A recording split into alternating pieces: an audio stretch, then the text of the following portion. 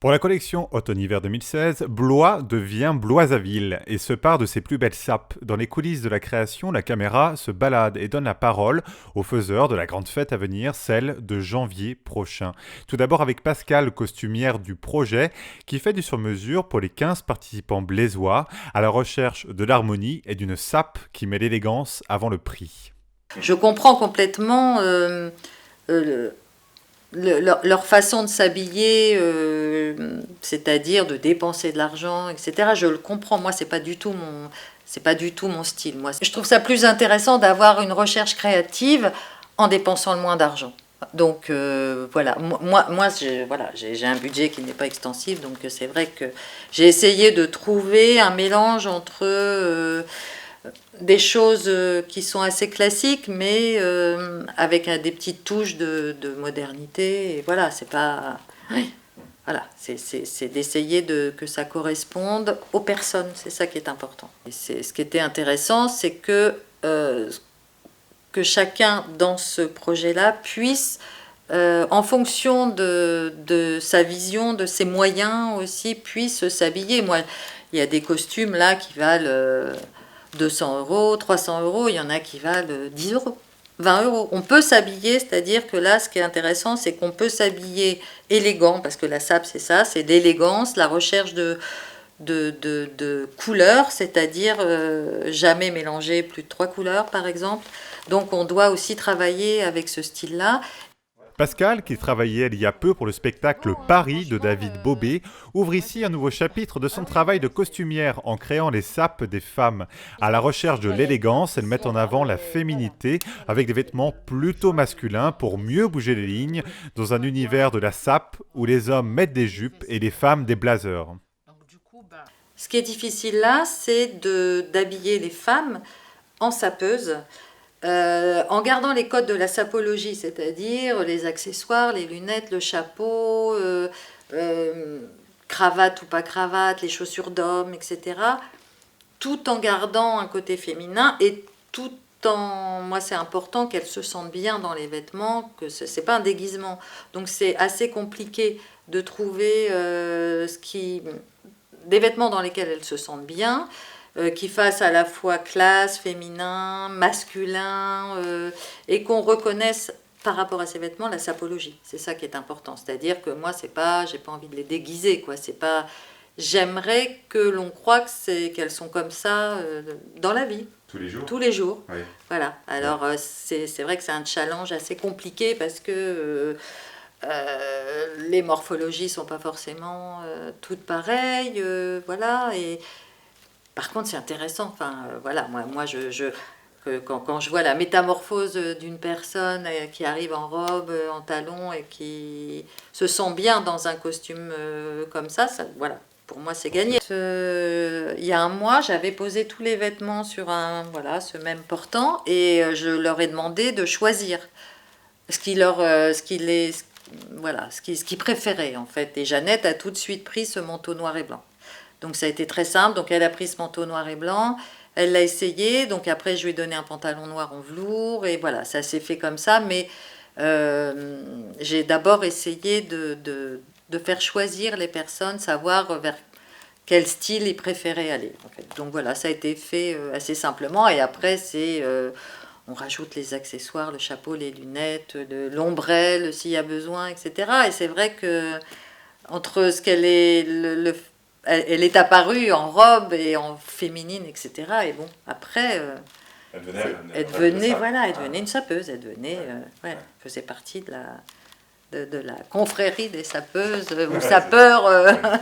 Ouais, c'est intéressant. C'est intéressant et je la voyais sourire, donc moi ça me fait plaisir. Ce qui est important, c'est que moi que les gens se sentent bien. C'est pas mon plaisir personnel. Après, il vient après, quoi. C'est pas.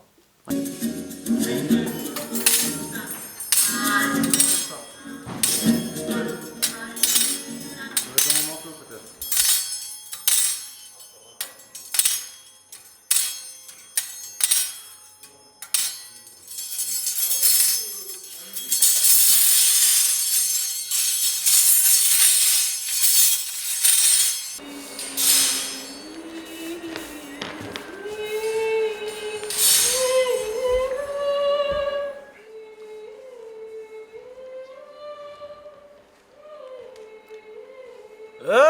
bout de Zafoisé. C'est-à-dire, Tama Samba, Tama Vungu, Malo, Beride Kaka, Bantoula Belage, ils étaient aussi les plus beaux. Je boude de Zafoisé. Toutefois, celui qui ne connaît pas Sauveur ne connaît pas la sape. Nous sommes des playboys de qualité, vie de variation, il n'y a pas de photocopie ailleurs. Nous sommes des tchatcheurs, nous sommes des bavards, nous sommes des largueurs. Je boude de Zafoisé. C'est-à-dire... Lui joue autant des cintres que des pas de danse. Lui, c'est Dola Valet, le chorégraphe qui sculpte chaque mouvement pour la création de Janvier. Sur le plateau de la Halle au Grain, on croise la diatance, le hip-hop et des sapes de chez Connivence, à la recherche du beau et de l'émotion. Je suis de la vallée Didier Fono, chorégraphe du spectacle qu'on est en train de monter en ce moment à Blois ou à la Halle au Grain qui s'intitule Viser le beau. Et les sapeurs, c'est vraiment c'est leur culture à eux, quoi. C'est la culture du beau, d'être propre, de se sentir bien. Donc il faut acheter des trucs qui coûtent cher. Ils se retrouvent dans des bars, ils font des luttes, en tout cas autour des habits. Et je trouve que c'est une culture qui n'est pas montrée encore en Occident. Et du coup, j'avais envie en tout cas de partager ça avec elle, bien sûr. Donc on avait en tout cas envie de parler de la sape, parce qu'en fait, Blois regorge quand même plein de sapeurs congolais, parce que c'est une ville où il y a une vraie communauté congolaise, et qui sont aussi, bien entendu, des sapeurs. En fait, il y a vraiment, tu trouves plein de sapeurs à l'intérieur de cette communauté-là. Et donc pour nous, c'était important de montrer cette culture-là, de dire que ce n'est pas une culture qu'on peut juste faire dans des bars, ce n'est pas une culture qu'on peut juste faire dans des rues, mais c'est aussi une culture qu'on peut montrer dans des spectacles, qu'on peut jouer dans des salles. On se lance tous dans cette rivière où il y a plein de crocodiles et on nage jusqu'à arriver à la berge, quoi. Les danseurs, ils ont besoin de se sentir proches d'eux. Ça, c'est vachement important. Et ils ont besoin aussi... Par exemple, dans un travail comme le mien, où ça travaille beaucoup sur l'énergie, il faut qu'ils voient ton énergie, il faut qu'ils voient ce que ton corps dégage, même dans ta façon de parler. L'urgence, cette action que tu veux poser, à quel endroit ça se voit? Si tu es assis comme ça en disant « Ok, bon, vous tournez à droite et vous sautez. » Non, mais tu n'as pas sauté. Ils vont rien sentir. Là. Il faut qu'ils sentent l'énergie de comment tu cours. Et c'est ça qui va faire « Waouh, ok. » Des fois, je prends je ne sais pas, je le fais inconsciemment, mais en tout cas, j'ai besoin, moi, d'aller vers eux pour leur communiquer cette chose-là que je suis en train de sentir là, l'instant T de maintenant. J'ai besoin de leur communiquer ça. Et pour les communiquer, des fois, avec la parole, ça ne marche pas, ça ne passe pas souvent. En plus, on a un rapport du corps qui est vachement important. Ce n'est pas des comédiens, c'est des danseurs, donc on a un rapport proche du corps, et du coup, aller vers eux, waouh, ok, même les tenir, les emmener à cet endroit-là, du coup, ça leur donne aussi une confiance. Ça les met en confiance en disant, ok, ouais, le mec, il est avec nous, c'est bon, ok, bon, voilà, là, on peut y aller. Je pense que ça fait partie d'une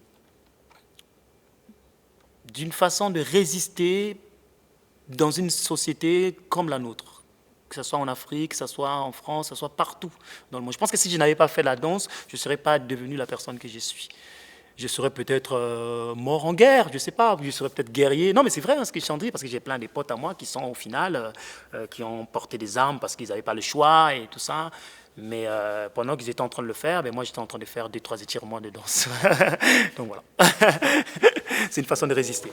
Et je pense que... après, je ne sais pas, Sauveur, peut-être ce n'est pas la même chose, mais il y a une façon d'être avec les autres. Voilà, c'est une façon aussi d'être avec les autres, de se confronter avec les autres, de se frotter avec les autres, d'essayer de rêver, de réfléchir.